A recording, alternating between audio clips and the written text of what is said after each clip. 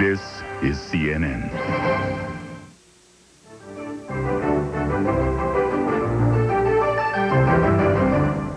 CNN Overnight continues. I'm Dave Michaels in Atlanta. Good morning. Denver's Stapleton Airport has been virtually shut down by a massive snowstorm. Numerous flights were canceled, stranding 200 to 300 passengers when 14 inches of snow fell at the airport Tuesday.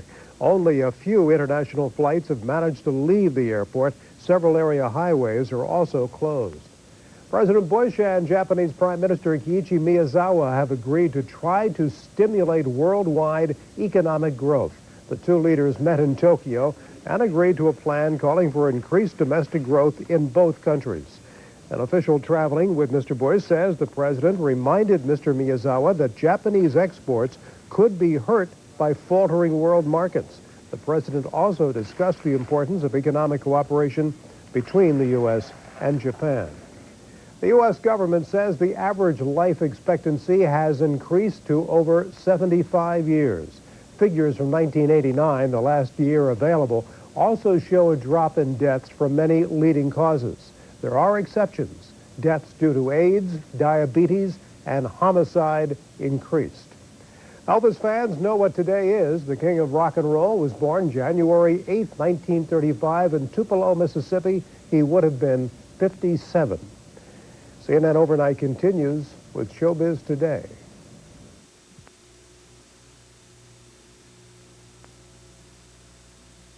It's Showbiz Today with Bella Shaw in Hollywood and Laurin Sidney in New York. Can Hollywood be optimistic about its business prospects for 1992? Also, Ben Kingsley says he's tired of playing historical figures. And Mary Stuart Masterson finally acts her age and then some. Those stories and more on Showbiz Today.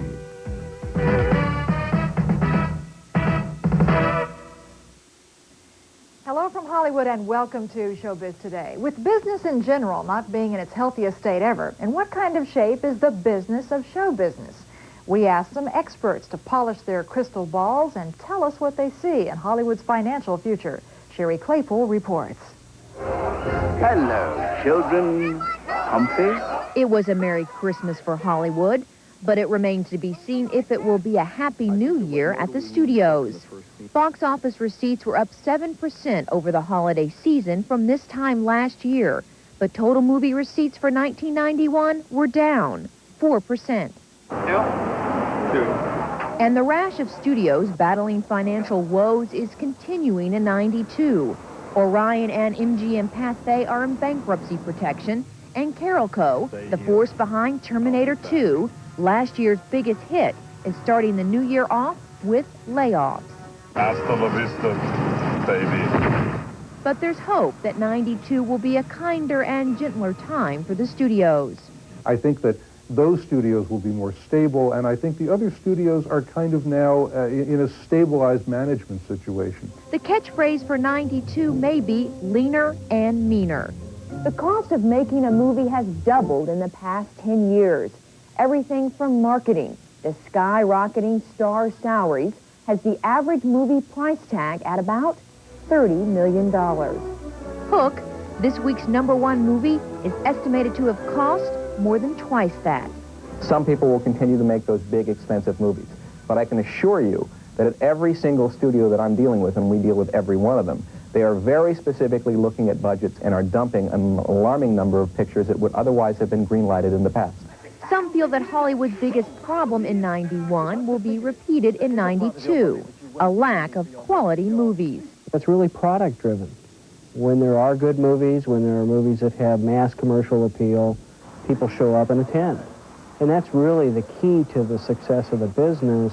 And just what is on the slate for 92? Try sequels.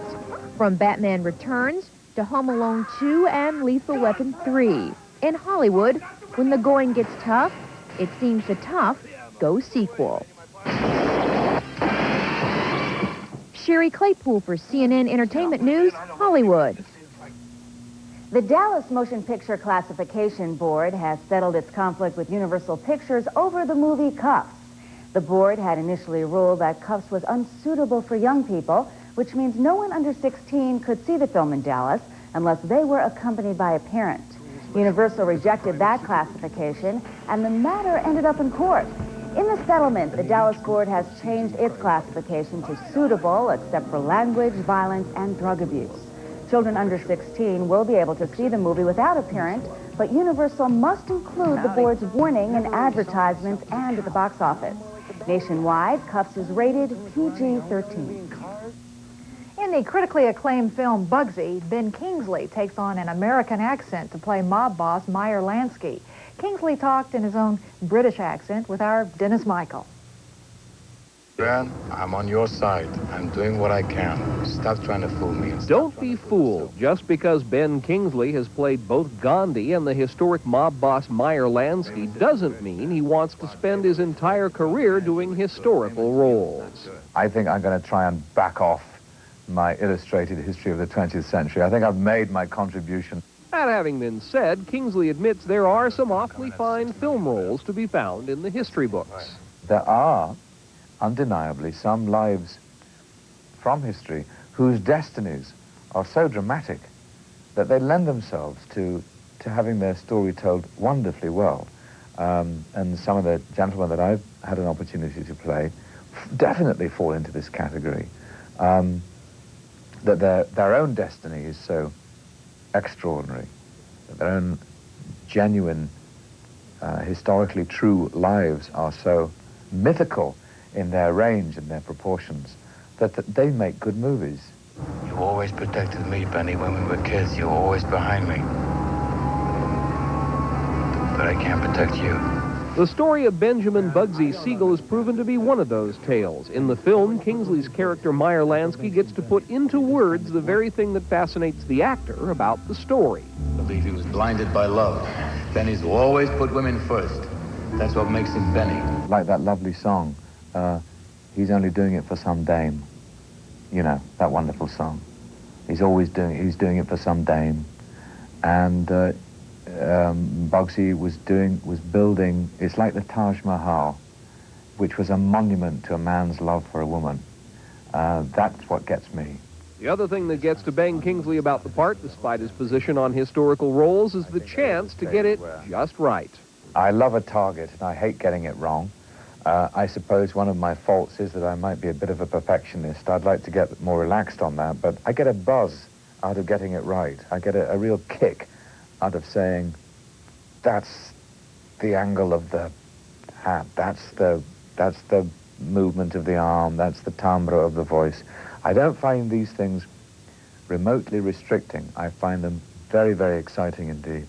Ben Kingsley's excitement these days is directed toward a new film project, a caper comedy called Sneakers, that he's currently filming with Robert Redford. Dennis Michael, CNN Entertainment News, Hollywood.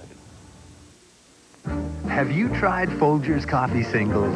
One coffee In its own filter. Singular sensation, every single cup you brew. It's like brewing a whole pot. One cup at a time. Singular sensation, fresh brewed morning for you. There's ground roast in here. In its own filter. Folgers, singular sensation, just for one. Folgers coffee singles, one sensational way to wake up. With so many pet foods to choose from, which one do you trust to keep your pet healthy?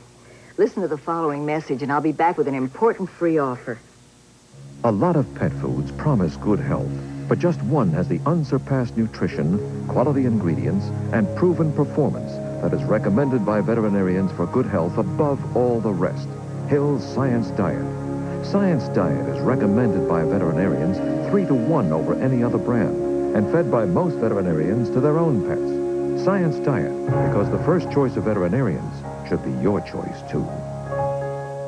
I'd like to send you a free sample of the food veterinarians recommend 3-to-1 over any other. Science Diet. Call 1-800-482-3800 and receive this free sample pack with canine or feline formula. Science Diet, because the first choice of veterinarians is my choice, and it should be your choice, too.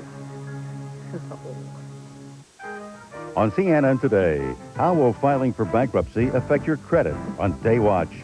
Then on Cryer & Company, what really could have happened? America's fascination with JFK's assassination. All today on CNN. A successful movie star finally gets to act her age in the film Fried Green Tomatoes. In the Southern-based tale, which is told in flashbacks, Mary Stuart Masterson goes from her 20s to her 40s. That after a career that included playing the feisty teenage girlfriend in Some Kind of Wonderful and an unwed teenage mother in an immediate family. Gloria Hillard has more. Does the name Itchy Threadgood ring a bell? No, ma'am. I don't think so. You'd remember her. Itchy and her friend Ruth ran the Whistle Stop Cafe. The story of Itchy captivates Kathy Bates in Fried Green Tomatoes, and Itchy's character charmed the actress who portrayed her. After all, she was feisty, unconventional, and strongly independent. And that Mary Stuart Masterson shares. At heart, yeah, but, you know, in life, I tend to back off a little more than I should. And, but in spirit, I think I'm, I think everybody would like to have a lot in common with Itchy, you know. Itchy and the prim and proper Ruth, portrayed by Mary Louise Parker, would seemingly not have much in common. Ruth is the only person that will stand up to Itchy. And Ruth is lovely, generous, kind. I think they share a certain need to help people. In a way, they're kind of refugees from society, and through their care and friendship for each other, they find completion and wholeness. Hey, don't you touch her! Like that!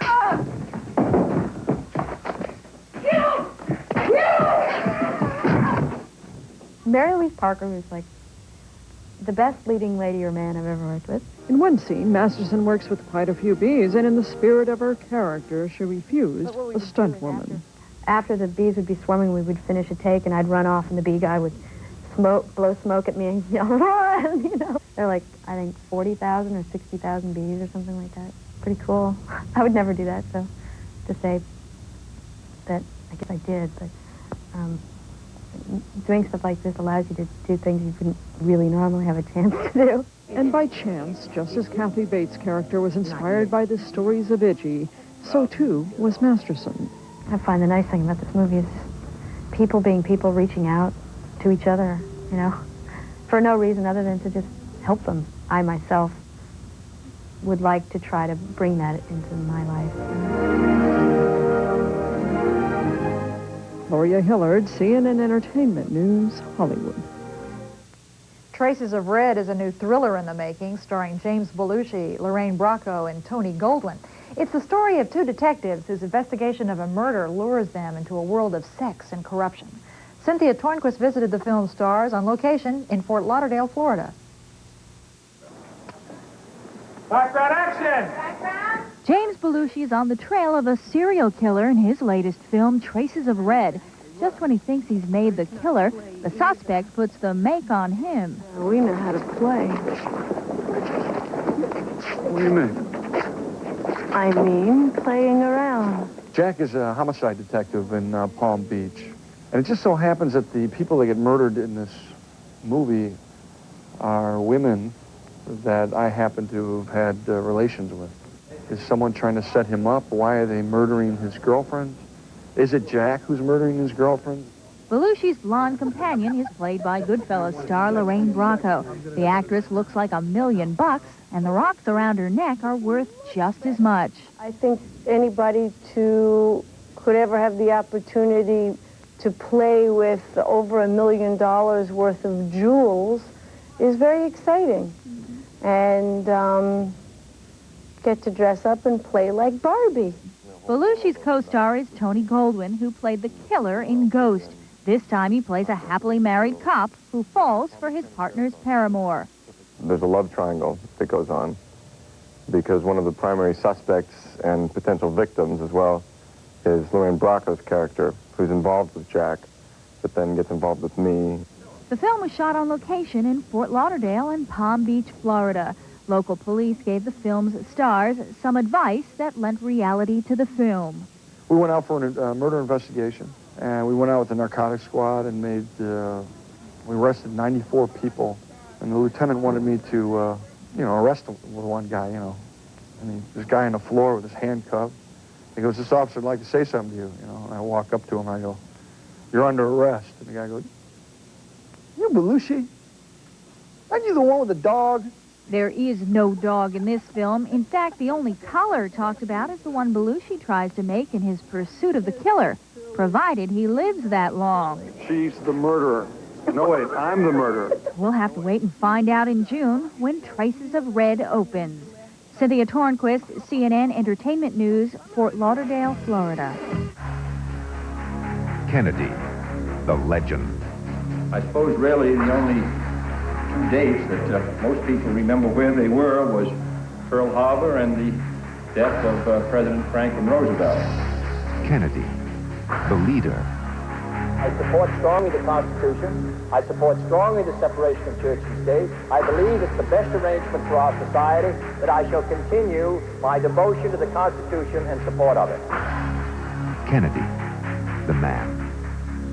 Well, I attended Harvard. I just finished there this June. I'm interested more or less in working sometime in my life for the government, but I haven't really decided as yet. Life magazine proudly presents what must be considered one of the most comprehensive videos ever produced on the private life of John Fitzgerald Kennedy. This is his story, told in his own words and pictured in film clips, many never before seen by the public, taken from the archives of the Kennedy Library.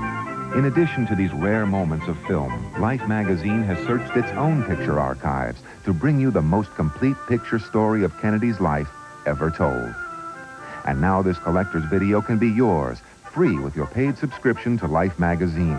You'll get 13 big issues, including 2 special issues, The Year in Pictures and the Fall Special celebrating 500 years of America, all for 4 monthly installments of only $7.97 each. Life magazine is the picture monthly that keeps you in touch with the human side of major events and brings you the colorful, touching, dramatic, and personal stories of important people. Call now and you'll get even more. This valuable booklet, Life in the 60s, a picture log of the Kennedy era, as our special thank you for acting promptly.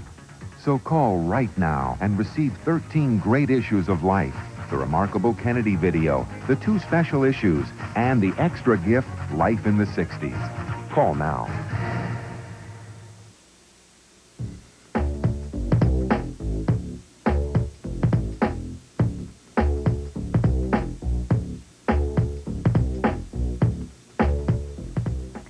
Ever-congenial weatherman Willard Scott is far from sunny about a press release issued by TV Guide concerning a recent article on the Today Show. Scott feels the magazine's publicity department misled the media by talking of his past feelings about Bryant Gumbel in the present tense. An infamous feud erupted between the two in 1989 over a memo written by Gumbel that criticized Scott and was leaked to the news media. Now it's Scott's turn to criticize. All of the things that we talked about in that article, and I said every word. He did a beautiful job of quoting. He just stopped. He didn't finish part 2. That was yesterday. That was the old situation that was around here. And as I said, it hurt a little bit. But the fact is, in the last year, if you've watched the show, it is fantastic what's happened. It is a miracle what's taken place. It started with Katie, and Bryant has knocked himself out. Scott expressed regret that the magazine resurrected the controversy. And speaking of TV Guide's Howard Polskin is here not to talk about Willard Scott, but to tell us why it is clear skies for another NBC show. Howard, which show? It is Seinfeld. Tomorrow night, NBC is making a minor adjustment in its schedule. Seinfeld is being aired 30 minutes earlier, but expect this move to result in a ratings improvement for this funny sitcom. You got something against a naked body? I got something against yours. Seinfeld looked like it would become a forgettable fill-in show. It first aired once in the summer of 1989. Its star, Jerry Seinfeld, had all the marquee value of the unknown soldier. Then, last winter, it was placed in a week time period on Wednesday night, and it was beaten soundly by Anything But Love, which is anything but formidable competition. But last month, in a trial run, it aired right after Unsolved Mysteries, and the ratings improved dramatically. Now, Seinfeld will be permanently installed in that slot, going head-to-head with Doogie Howser, M.D. And that will be bad medicine for Dr. Howser, because Seinfeld just about equals Doogie's ratings. Seinfeld should become a hot show for 2 reasons. The enormous lead-in from Unsolved Mysteries, a top 10 show, will bring the sitcom lots of new viewers. And character development on Seinfeld has been superb. For instance, on earlier shows, Jerry and Elaine were romantically involved, but the producers wisely veered away from that storyline. Now the show is snappier with tales of 4 neurotic single adults battling life's little problems in the Big Apple. Hey, Jerry, when do you consider sex has taken place? I would say, when the nipple makes its first appearance. I have to admit that at the beginning of the season, I thought Seinfeld was a dying show. But now the ratings are stronger, and the scripts are funny, as we just saw, and intricate. This is truly a show to watch. Watch it rise in the ratings, I predict. Hey, Harry, you're usually so optimistic. I'm very surprised that you thought a show was going to die. Yeah. Why? Well, the ratings, whenever it went head-to-head with Anything But Love, Seinfeld would lose. I was a little bit concerned at the time that the show was a little bit too urbane, a little bit too New York, but in the past year, Seinfeld has become the darling of the critics. The public likes it. It does very well demographically, and ironically now, Anything But Love is rumored to be going off the air. And so what's going wrong with Anything But Love? Well, I think it's basically you get to the relationship between Marty, Richard Lewis, and Hannah. When they started getting physical about a year ago, the show didn't work at all, and that relationship never worked for me. There was no magic in it. Oh, Howard, not a good message. I'm sorry. Okay, we'll still see you next Tuesday. Okay, and anyway. watch Seinfeld, yes. Okay, at least you like something Yes. finally. And Showbiz Today will continue with more entertainment news, so please stick around.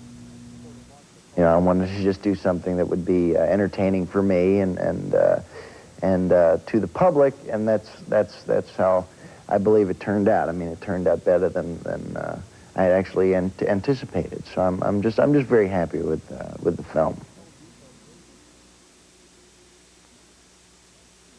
Here's important information about a product we hope you never have to use. Mace. Now you can have the same sense of security that many people find with Mace, because the original formula used by police and the military is now legally available to you. Mace shoots a powerful stream up to 12 feet. Any upper body contact causes profuse tearing and a painful burning sensation.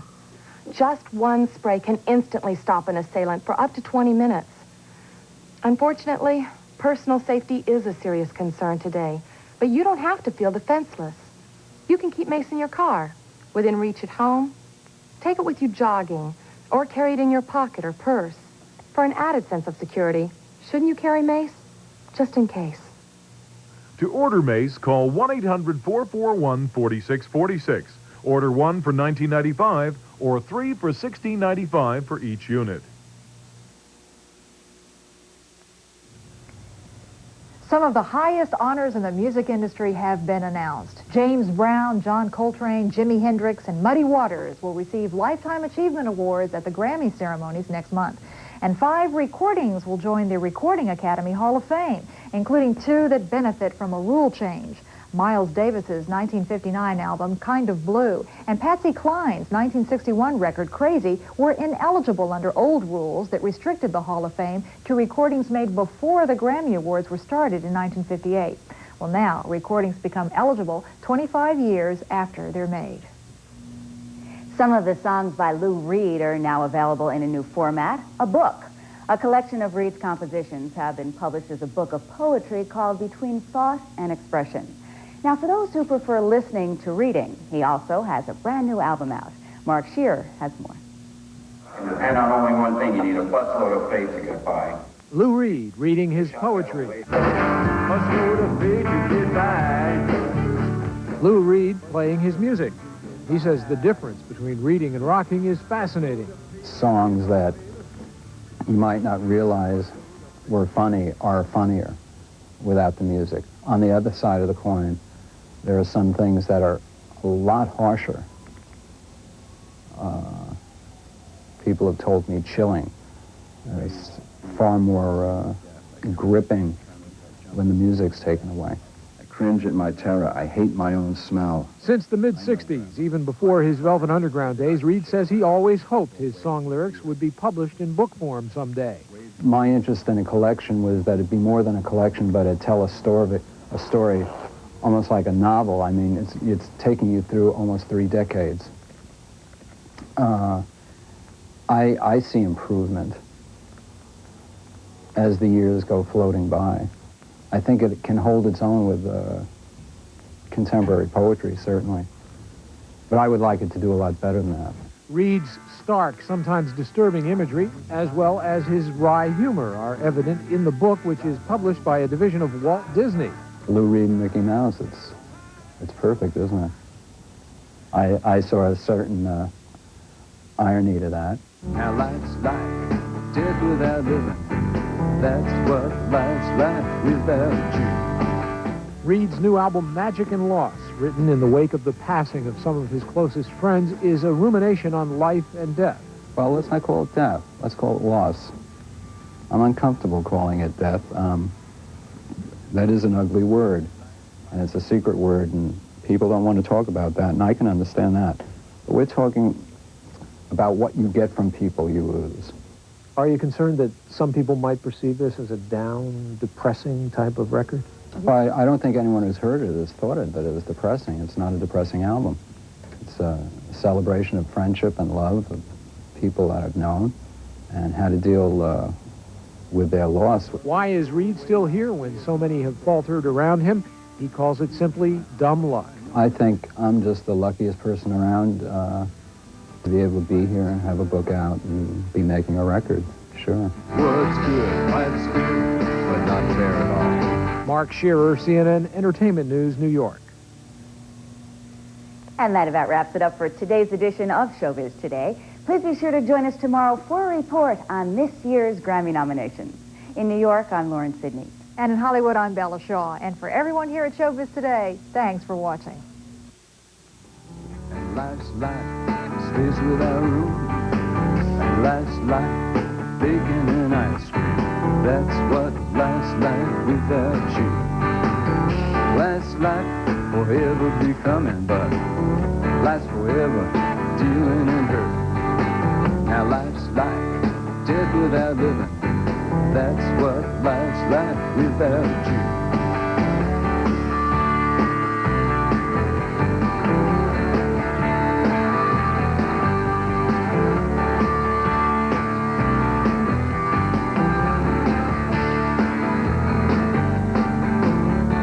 Like Sanskrit read to a pony. I see you in the mind's eye, strangling on your tongue.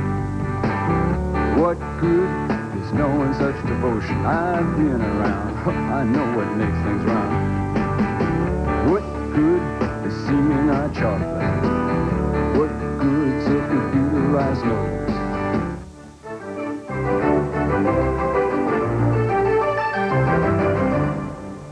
That wraps up this edition of CNN Overnight. I'm Dave Michaels in Atlanta. Patrick Greenlaw is here with a preview of what's next on Daybreak. Patrick. David, thank you. Coming up next on Daybreak, a radioactive leak at the Savannah River nuclear site goes undetected because a worker is sick. President Bush and Japanese Prime Minister Kiichi Miyazawa begin key trade meetings. We'll have details coming up.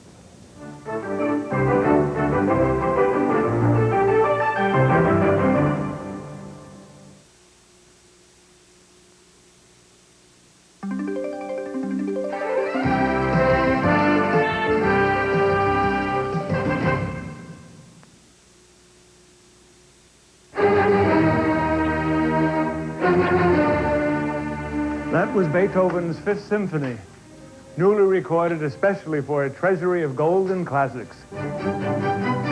This superb collection also features the music of Tchaikovsky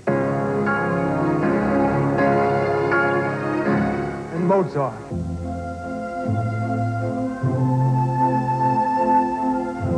You'll hear thrilling overtures,